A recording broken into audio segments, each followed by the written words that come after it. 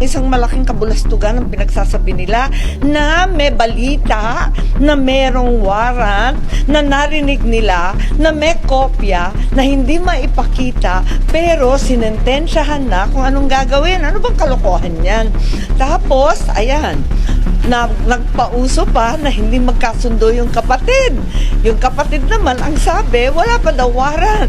Pagkatapos noon, si Secretary Bersamin, iba naman ang sinasabi. Talaga bang linilito ba tayo? Pero higit sa lahat, kung may warrant, ilabas. Kung walang warrant, tumahimik na kayo. Tantanan na ninyo kami. Ano ba naman pananakot ng ginagawa yan? First and foremost, ang DOJ, parang nakalimutan ninyo na sinabihan na tayo ng Pangulo ni Bongbong Marcos, ang ating presidente, na walang jurisdiction ng ICC dito sa Pilipinas. Di ba sinabi na yon? Pero, ayan, iba ang sinasabi, iba ang nagawa.